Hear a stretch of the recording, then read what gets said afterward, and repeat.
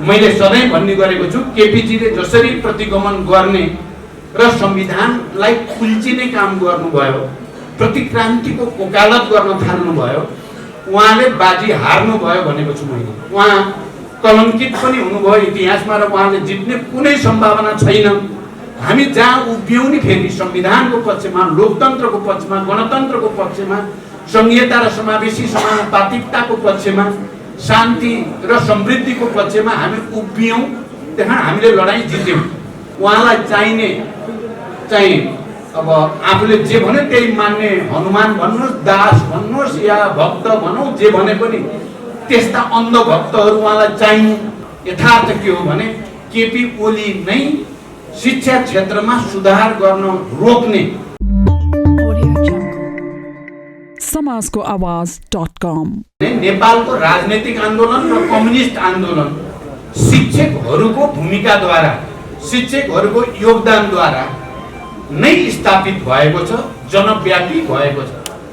नेपाल हामी सबैलाई थाहा छ मध्यम वर्ग र निम्न मध्यम वर्गका मान्छेहरूको बाहुल्य भएको देश हो र मध्यम वर्ग निम्न मध्यम वर्गसँग प्रत्यक्ष सरोकार सम्बन्ध दैनिक जीवनका तमाम क्रियाकलापमा शिक्षकहरूकै सबभन्दा बढी सम्बन्ध कायम भएको हुन्छ र शिक्षकहरूप्रति जनताको, किनकि उनका छोराछोरीहरूलाई शिक्षा दीक्षा दिने कर्मका कारणले आम श्रमजीवी जनता, मजदुर किसानहरू, सबै उत्पीडित वर्गको शिक्षकहरूप्रति एक किसिमको भरोसा, आफ्ना बाल बच्चाको भविष्य निर्माताको रूपमा र एउटा शैक्षिक रूपले चेतनशील समुदायको हिसाबले जनताको भरोसा शिक्षकहरूमाथि स्वभावैले हुन्छ भएको इतिहास दुनियाँभरि पनि छ, नेपालमा पनि छ। त्यसमाथि शिक्षकहरू फेरि अरू विकसित देश जस्तो नेपालमा विशेष सुविधा सम्पन्न भन्ने शिक्षकहरूलाई छैन। अरू देशमा हेर्यो भने विद्यालयमा पढाउने शिक्षकहरू या शिक्षा क्षेत्रसँग सम्बन्धित काम गर्ने मान्छेहरू या कलेजमा युनिभर्सिटीमा पढाउने प्राध्यापकहरूलाई राज्यले अलि धेरै नै महत्त्व दिएको हुन्छ। महत्त्वपूर्ण राजनैतिक नियुक्ति गर्न पर्यो, एकाडेमिक नियुक्तिहरू गर्न पर्यो भने विद्यालय, कलेज, विश्वविद्यालयमा पढाउने शिक्षकहरूलाई पहिलो प्राथमिकता दिइन्छ र उनीहरू नियुक्ति हुन्छन्। तर नेपालमा शिक्षकहरू भनेको चाहिँ अलि अन्त कहीँ जागिर नपाएपछि अरू चाहिँ कर्मचारी तन्त्रभित्र या टेक्निकल क्षेत्रमा पनि त्यहाँ चाहिँ नभेटिएपछि या नपाएपछि अनि शिक्षक भनेर शिक्षकलाई दोस्रो दर्जाको नागरिक जस्तो, दोस्रो दर्जाको कर्मचारी जस्तो गर्ने हेर्ने हामी कहाँ लामो समयदेखि सामन्ती राज्यले त्यो संस्कार बसायो। त्यसकारण शिक्षकहरू भनेको स्वयंमा फेरि यो चाहिँ शैक्षिक समुदायभित्र अलि अन्यायमा परेको, विभेदमा परेको, अपमान भोग्न परेको र अनि केही न केही माथिल्लो तहबाट, राज्यबाट थिचोमिचो गरिएको समुदाय पनि भयो। मैले यो दुईटा कारण भने, मलाई लाग्छ तपाईँले यो कुरा दिनले नै महसुस गर्नुभएकै छ।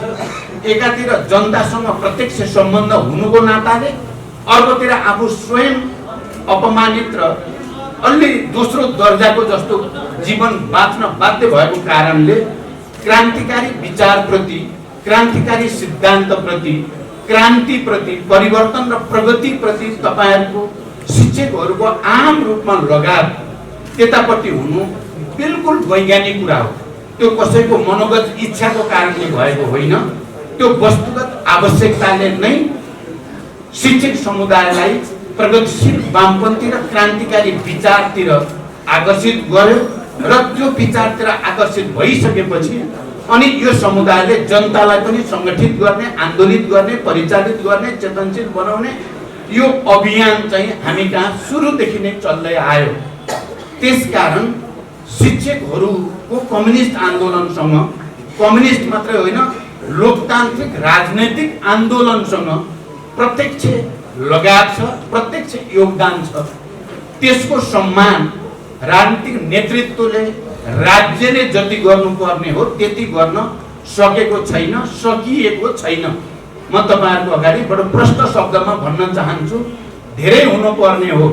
नेपाल अहिले संघीय लोकतान्त्रिक गणतन्त्रसम्म ल्याइ पुर्याउनमा शिक्षक समुदायले देशव्यापी रूपमा खेलेको भूमिकाको जति कदर हुनुपर्ने हो र शिक्षकहरूको हक हित अधिकार स्थापित गर्न, त्यसलाई विकसित गर्न, शिक्षा नीतिलाई पनि वैज्ञानिक बनाउन जति राज्यले मेहनत गर्नुपर्ने, पहल गर्नुपर्ने हो, त्यो चाहिँ भएको छैन।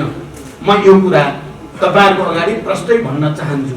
तर यसको के अर्थ होइन भने पार्टी लिडरशिपबाट या राज्यको तर्फबाट पनि यसमा ध्यानै कसैले पनि दिएनन् भन्ने चाहिँ सत्य होइन। फेरि मैले यति आत्मसमीक्षा गरिसकेपछि तपाईहरुको अगाडि भन्नै पर्ने हुन्छ, शिक्षा क्षेत्रमा या त उच्च शिक्षा सम्बन्धी या शिक्षा नीति सम्बन्धी त्यसलाई वैज्ञानिक र जनवादी शिक्षा नीति बनाउने सम्बन्धित विषय होस्, या शिक्षा ऐनसँग सम्बन्धित विषय होस्, या शिक्षक कर्मचारीहरूको सेवा सुविधासँग सम्बन्धित विषय होस्, या शिक्षा क्षेत्रसँग जोडिएका अन्य कर्मचारीहरूको हक हितसँग सम्बन्धित कुराहरू हुन्, यी सबै विषयमा मैले आफू प्रधानमन्त्री रहँदा या हाम्रो पार्टीको तर्फबाट शिक्षा मन्त्रालय सम्हालेको बेलामा पटक पटक यी सबै विषयमा युद्ध पीडित शिक्षकहरूलाई पुनर्बहाली गर्ने,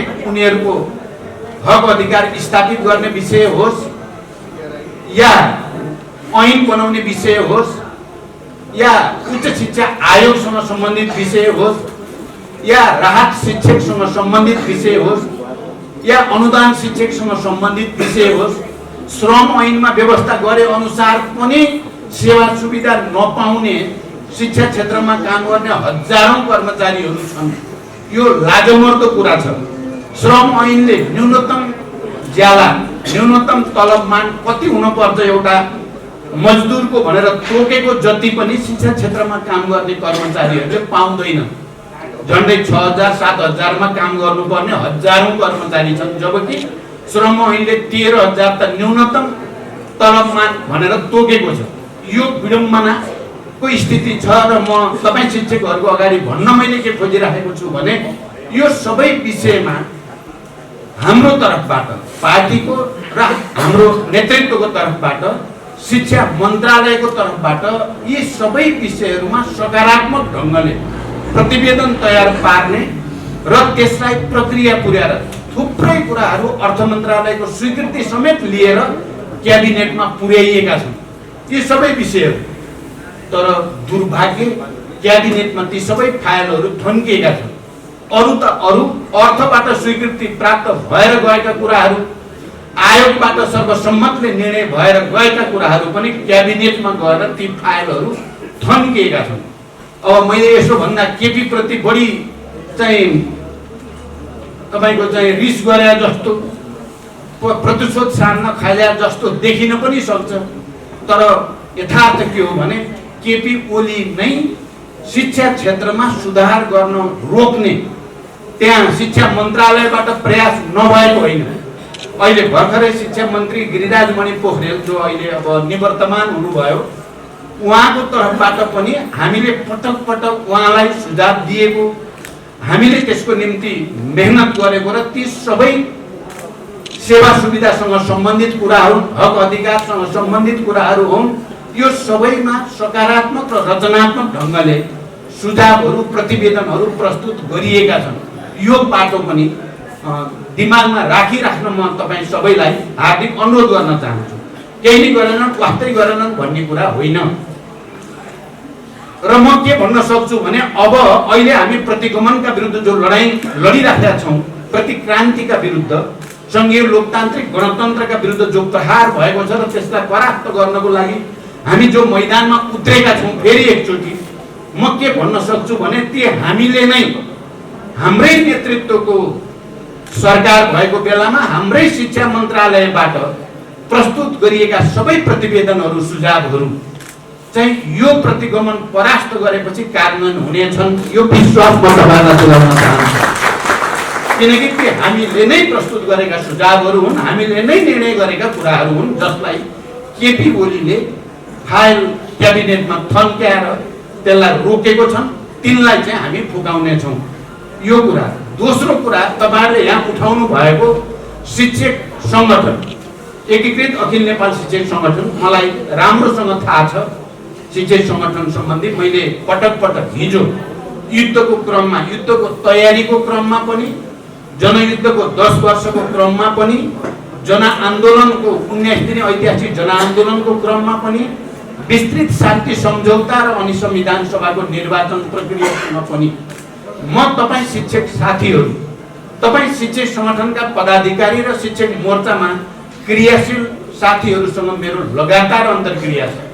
म हरेक पटक मैले तपाईँहरूलाई अपिल गरेको छु, तपाईँहरूलाई मैले अनुरोध गरेको छु, तपाईँहरूको हातमा छ है पार्टीको आन्दोलनको, यो देशको भविष्य पनि। तपाईँहरूले जनतालाई कसरी प्रशिक्षित गर्नुहुन्छ, तपाईँ आफै विचारलाई कसरी बुझ्नुहुन्छ, त्यसले यो देशको भाग्य भविष्यलाई निर्धारण गर्नेमा ठुलो हात तपाईँहरूको छ भनेर मैले अपिल गर्ने गरेको छु, मैले अनुरोध गर्ने गरेको छु। र तपाईँहरूले पार्टीले सोचेको भन्दा एक कदम अगाडि बढेर, पछाडि होइन, शिक्षकहरूले, यही शिक्षक सङ्गठनले, तपाईँहरूले चाहिँ एक कदम अगाडि बढेर आफ्नो भूमिका पुरा गर्नुभएको ऐतिहासिक तथ्यसँग म राम्रोसँग विज्ञ छु, मलाई जानकारी छ। तपाईँहरूले धेरै गर्नुभएको छ, तर तपाईँहरूको निम्ति राज्यले जति गर्नुपर्ने त्यति गरेको छैन। अहिले पनि तपाईँहरूले यहाँ उठाउनु भयो, यो शिक्षक मोर्चा भनेको वैचारिक राजनीतिक पनि छ र पेसागत पनि छ। यसको पेसागत हक हितको रक्षा गर्ने दायित्वसँग पनि यो सम्बन्धित छ र देशको समग्र विचार राजनीति र ओरिएन्टेसन, देशलाई कस्तो दिने भन्ने कुरासँग पनि यसको रिलेसन छ। यो साँचो कुरा हो। र पार्टी एकता भइसकेपछि र जनसङ्गठनहरूको पनि एकता गर्ने प्रक्रियामा सबभन्दा धेरै केपी ओलीसँग बहस भयो कुनै मोर्चाको विषयमा भने त्यो शिक्षक मोर्चा नै हो। यो कुरा सायद तपाईँहरूलाई धेरै जानकारी छैन। त्यो पार्टी केन्द्रमा भएको सबै कुरा हामीले हिजोको परिस्थितिमा सबै भन्न सम्भव पनि थिएन र सबभन्दा धेरै विवाद भयो। शिक्षकहरूलाई विचार र राजनीतिबाट अलग राख्नुपर्ने हुन्छ, शिक्षकहरूको सङ्गठन भनेर त्यस्तो औपचारिक बनाउन हुँदैन, शिक्षकहरूलाई पार्टीको कुनै पदमा राख्न हुँदैन भन्ने सोचका प्रवक्ता चाहिँ केपी ओली नै हो। उहाँ त्यसको प्रवक्ता हो। तर त्यो अहिले आएर प्रमाणित के भयो भने त्यो ठगीको वाला कुरा थियो। त्यो उहाँको साँच्चै कुरा थियो भने अहिले केन्द्रीय समितिमा जो भर्ती उहाँले गर्नुभएको छ, अघि माधवजीले भन्नुभयो म्यागी प्रहरी भर्ती गरे जस्तो गरी उहाँले गरेकोमा त थुप्रै शिक्षक लगेर केन्द्रीय समितिमा राख्नु भएको छ। त्यसकारण हिजो किन रहेछ त म अहिले के ठान्छु भने तपाईँ शिक्षकहरू प्रगतिशील विचारका, कम्युनिस्ट विचारका, क्रान्तिकारी विचारका बाहर हुनुहुन्छ भन्ने कुरा केपी ओलीलाई थाहा छ। जति गरे पनि यो शिक्षक समुदाय, बौद्धिक समुदाय मेरा हुँदैन, यी चाहिँ अलि क्रान्तिकारी विचार राख्ने पक्षका हुन्छन् भन्ने डरले उहाँले शिक्षकहरूलाई एकता पनि हुन नदिने र शिक्षक सङ्गठनलाई वैचारिक राजनीतिक ढङ्गले प्रशिक्षित पनि हुन नदिने, रोकेर राख्ने, त्यो रहस्य के रहेछ भनेर अहिले यो 3 वर्षपछि फर्केर हेर्दा मैले के देख्छु भने उहाँ शिक्षकसँग तर्सिनु हुँदो रहेछ, बुद्धिजीवीहरूसँग तर्सिनुहुन्छ। उहाँ अघि माधवजीले भनेकै भाषा बढी उपयुक्त भाषा छ। उहाँलाई चाहिने चाहिँ अब आफूले जे भन्यो त्यही मान्ने, हनुमान भन्नुहोस्, दास भन्नुहोस् या भक्त भनौँ, जे भने पनि त्यस्ता अन्धभक्तहरू उहाँलाई चाहिने।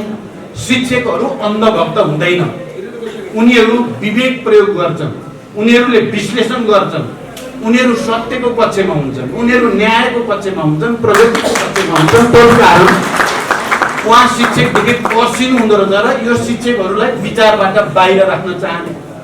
यही कारणले, अरू कुनै कारण छैन के म पार्टीको अध्यक्ष, तपाईँको शिक्षक सङ्गठनका प्रत्येक कार्यक्रममा मौका पाएसम्म म उपस्थित हुने गरेको छु, म तपाईँहरूसँग अन्तर्क्रिया गर्ने गरेको छु। मैले एकता गराउन मैले ढिलो गर्न चाहन्थेँ होला त, मैले छिटो एकताबद्ध होस् र शिक्षकहरूलाई एउटा मोर्चाको रूपमा राजनैतिक र वैचारिक ढङ्गले पनि ओरिएन्टेसन दिइयोस् र संगठनात्मक रूपले पनि एउटा सञ्जाल देशव्यापी रूपमा तयार होस् भन्ने नै मेरो चाहना हो। धेरै दिनसम्म लडाई झगडा हुँदा हुँदा त्यसपछि त शिक्षक सङ्गठनको कुरा के भन्ने र शिक्षक सङ्गठन त दोस्रो दर्जामा गयो। पार्टी नै एकता हुन छोड्यो। पार्टी एकताका कुनै पनि प्रक्रिया रोकिए। हाम्रो विष्णु पुकार श्रेष्ठ यहाँ हुनुहुन्छ, उहाँ निर्वाचन आयोगको प्रमुख हुनुहुन्छ, तर त्यो निर्वाचन आयोग चाहिँ उहाँ प्रमुख हुनुहुन्छ, अर्को एकजना उपप्रमुख हुनुहुन्छ, के अरे सचिव हुनुहुन्छ। त्यसपछि त्योभन्दा अगाडि बढेन। केन्द्रीय आयोगहरू नै बनेनन् हाम्रा। पार्टी एकतासँग सम्बन्धित जनसङ्गठनका कुनै पनि सङ्गठनले पूर्णता पाएको छैन, पाएन भने अनि शिक्षक मात्रैको लागि झगडा गर्ने पनि सिद्धियो। त्यसकारण यो झगडा विचारकै झगडा थियो, यो लाइनकै कुरा थियो, यो प्रवृत्तिकै कुरा थियो। त्यसकारण त्यो प्रवृत्तिको लडाई अगाडि आउनु थियो, आयो। गलत प्रवृत्ति एक्सपोज हुनु थियो, भयो।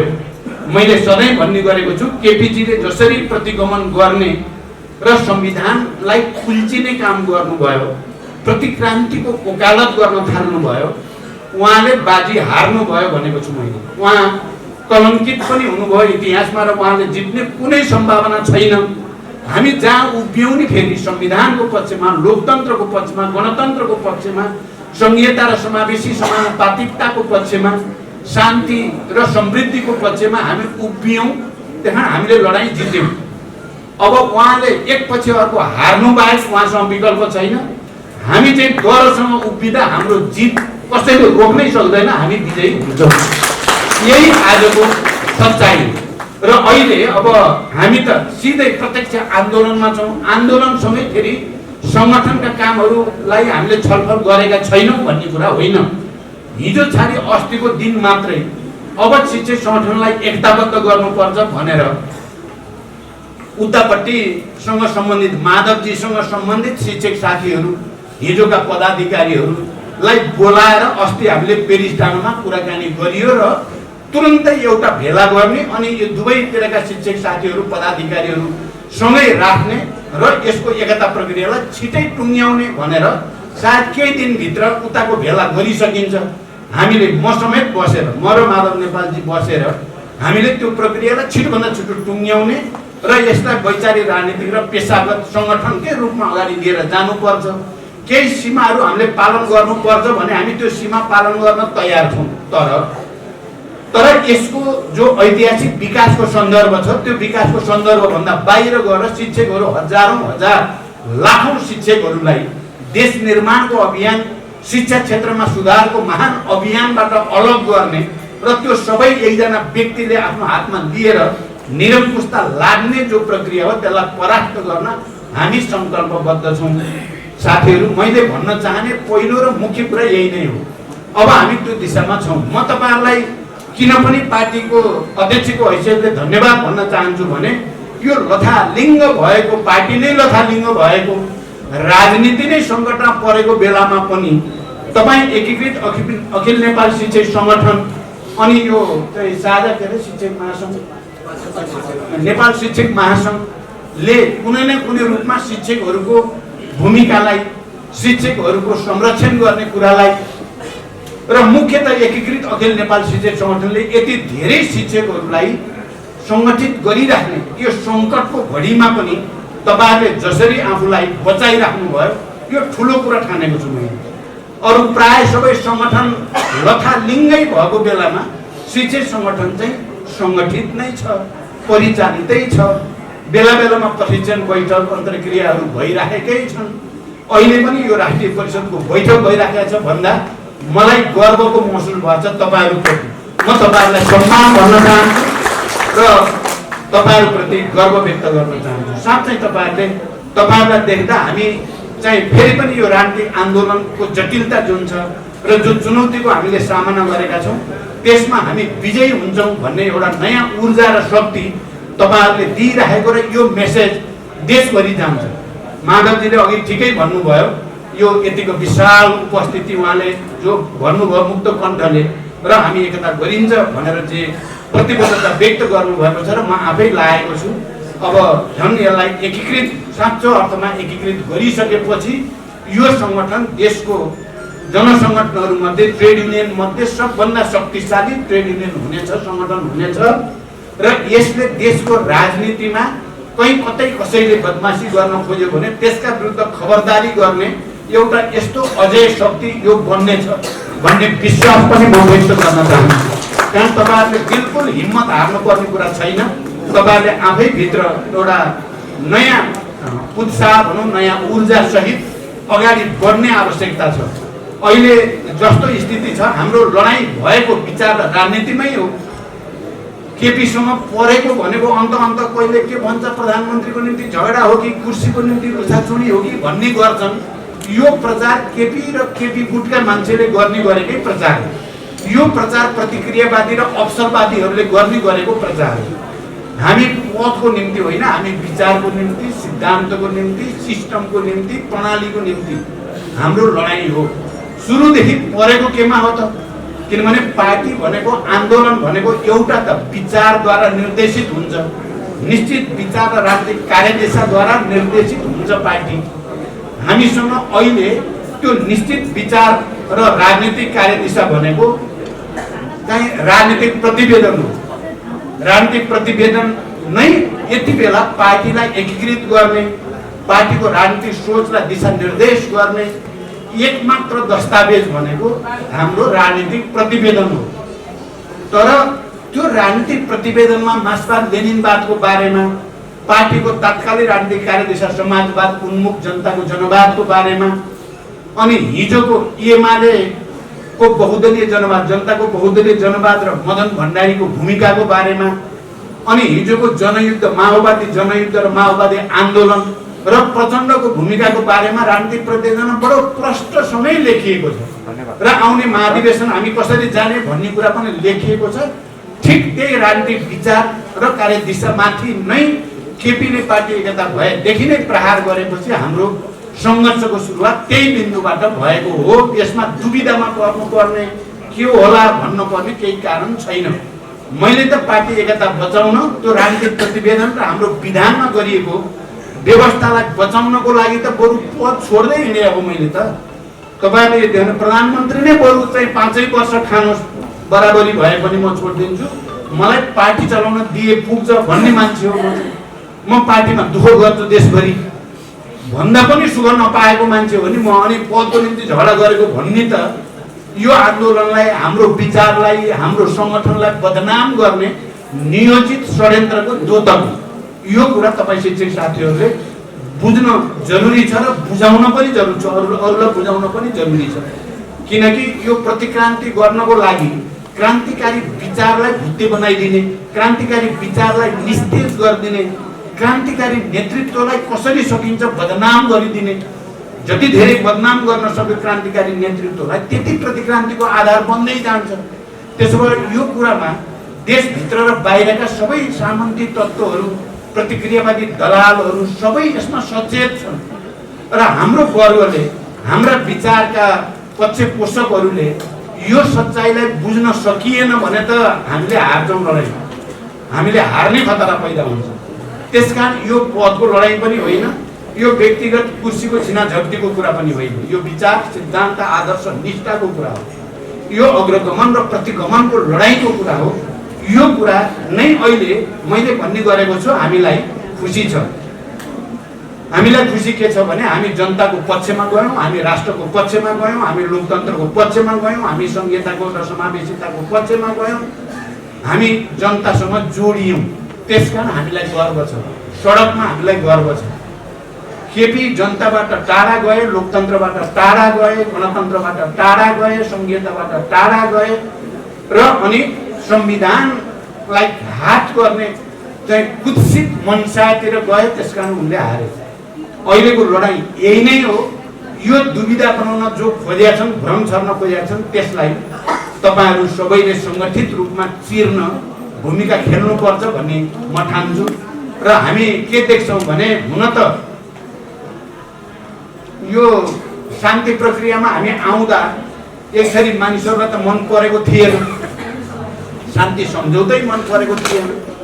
उनीहरू नहोस् भन्ने चाहेका थिए। देशभित्रका सामन्ती तत्त्वहरू पनि विदेशी प्रतिक्रियावादी मध्ये पनि परेन, तपाईहरुले बुझ्नु भएकै छ। तर हाम्रो जनताको तागत यदि बलियो भयो कि त्यसलाई सकेनन् रोक्न सकेनन्, हामी विजयी भयौँ। शान्ति सम्झौता भयो, संविधान सभा भयो, संघीय लोकतान्त्रिक गणतन्त्र भयो, चुनाव भयो, आदि इत्यादि धेरै चिज भयो। तर प्रत्येक पटक जनताको तागतलाई चुनौती दिन प्रतिक्रियावादले नखोजेका चाहिँ होइनन्। संविधान बनाउने बेलामा दुई पटक संविधान सभाको चुनाव गर्नुपर्ने बाध्यता हामीलाई आइलाग्यो। किनभने एक थरी तत्त्वहरू संविधान सभाबाट संविधान बन्न नदिनको निम्ति नराम्रोदेखिको बल लगाएका थिए। मलाई त प्रत्यक्ष थाहा छ नि के भयो, को शक्तिले के गरे भन्ने। तर जनताको चेतना र लिडरसिपको पहल कदमीको बीचमा समन्वय भयो, त्यो तागत बलियो भयो, त्यसकारण संविधान बन्यो। चुनाव हुन नदिनको निम्ति पनि त्यत्तिकै जोड बल थियो। देशमा चुनाव नहोस्, अराजकता अन्यल भइराखोस् भन्ने थियो। म आफै नेतृत्वमा थिएँ त्यति बेला सरकारको। राष्ट्रलाई एकताबद्ध गर्ने चुनौती एकातिर थियो, चुनावतिर देशलाई लैजानुपर्ने चुनौती अर्कातिर थियो, अर्कोतिर विकास गर्न सकिन्छ भनेर पुष्टि गर्नु थियो। फेरि हामी परिवर्तनका वाहकहरू, हामी क्रान्तिकारी विचारका प्रवर्तकहरू देशमा विकास पनि गर्न सक्छौँ है भन्ने देखाउनु थियो। मैले त्यो 9-10 महिनामा एकातिर राष्ट्रिय एकतालाई पनि नयाँ उचाइमा उठाउने सौभाग्य, त्यसको निम्ति भूमिका खेल्ने सौभाग्य मलाई प्राप्त भयो। चुनावतिर देशलाई लैजाने सकारात्मक वातावरण बनाउने भूमिका खेल्ने मौका पनि मलाई मिल्यो भने त्यति नै बेला झन्डै 7.5% विकास दर, आर्थिक विकासको दर पुर्याउने 20-25 वर्षपछि एउटा अवसर पनि जुट्यो र हामीले त्यसलाई प्रमाणित गरेका थियौँ। अहिले त्यही चिजलाई भत्ताभुङ्ग पार्ने, त्यही हामीले पनि गर्न सक्छौँ भनेर स्थापित भएको कुरालाई विस्थापित गर्ने षड्यन्त्र भइराखेको छ। संविधान मिचेर संघीय लोकतान्त्रिक गणतन्त्रको हत्या गर्ने प्रयास गरेर कहीँ न कहीँ जनतालाई, जनताको सार्वभौम अधिकारलाई चुनौती दिने कोसिस प्रतिक्रान्तिकारीहरूबाट भएको छ। त्यसकारण 5 गतेबाट नै हामीले लडाईँ सुरु गर्यौँ। यो प्रतिगमनका विरुद्ध, प्रतिक्रान्तिका विरुद्ध हामी सडकमा जानुपर्छ भनेर सुरु गर्यौँ। तपाईँहरूले देख्नु भएको छ। हामीले तपाईँहरूलाई मात्रै अपिल गर्ने, अरू साथीहरूलाई सडकमा आउनुहोस् भनेर पर्खेर बसेनौँ। सबभन्दा पहिला हामी लिडरसिप नै, अब जनताको भरोसा जित्नको लागि लिडरसिपै पहिला सडकमा नदेखिकन अरूको विश्वास जित्न सकिँदैन भन्ने मान्यता सहित, हाम्रो आत्मसमीक्षा सहित हामी सडकमा गयौँ। त्यसपछि तपाईँहरूले देख्नुभयो पुस 14 गते, माघ 9 गते देशव्यापी जनपरिचालन अनि अस्तिको आम हडतालदेखि अब आउने 28 गतेको कार्यक्रमसम्म आउँदा एउटा नयाँ वातावरण बनेको छ। अब वातावरण बिस्तारै सकारात्मक दिशातिर चाहिँ बन्दै गएको मैले देखेको छु। मैले अहिले सबै तथ्याङ्क यहाँ भन्न सम्भव छैन, सायद आवश्यक पनि छैन। वातावरण अब फेरि नेपाली जनताले जित्नेतिर, फेरि प्रतिक्रान्तिकारीहरूले हार्नेतिर वातावरण अगाडि बढेको छ। पछि 28 गतेको कार्यक्रमलाई हामीले ऐतिहासिक रूपले सफल पार्नु छ। र तपाईँ शिक्षक साथीहरू जो यहाँ जुट्नु भएको छ, मलाई लाग्छ तपाईँहरू त 28 गते यसै पनि उसै पनि भोलि पनि तपाईँहरूको बैठक छ, रहने नै हुनुभयो। तपाईँहरूले चाहिँ यहाँबाट, फोनबाट, अरू तरिकाबाट सम्पर्क गरेर बढीभन्दा बढी जनतालाई उठाउने। किनभने केपी ओली चाहिँ अब रक्षात्मक हुनेतिर गइसक्यो। उनीहरू चाहिँ डिफेन्सिभ हुने वातावरण बनि नै सक्यो। अस्तिको उनीहरूको चाहिँ पहिला धाक धक्कु त धेरै लगाए, तर छिरलेर मान्छे राख्दाखेरि पनि उनकै सेक्युरिटीले चाहिँ 30,000-35,000 भन्दा बढी थिएनन् भनिदिएपछि उनले आफै बिच गाली गरागर भएको देखाएको छु मैले पनि। तर हामी चाहिँ एकताबद्ध भएर एउटा ऐतिहासिक जनप्रदर्शन हामीले गर्नु छ। तपाईँहरू त्यसमा भूमिका खेल्नुहोस् र तपाईँहरूले यहाँ जे उठाउनु भयो नि, शिक्षक मोर्चाबारे पार्टीले ध्यान दिएन भन्ने बारे नि मैले केही कुरा भने, कमी पनि भने, हामीले गरेका प्रयासहरू पनि भने। हामी आइसकेपछि अब फेरि नयाँ ढङ्गले हामी आउँछौँ। यो लडाइँ जितेर हामी आउँछौँ। हामी आएपछि तपाईँहरूका मुद्दालाई सम्बोधन गर्ने कुरालाई उच्च प्राथमिकतामा राखिनेछ। तपाईँहरूले हिजो जस्तै निरन्तर आन्दोलन र क्रान्तिको प्रगतिको काममा योगदान गरिराख्नुहोस्। यही अपिल र यही शुभकामना भन्दै म बिदा हुन्छु। धन्यवाद। समाजको आवाज.com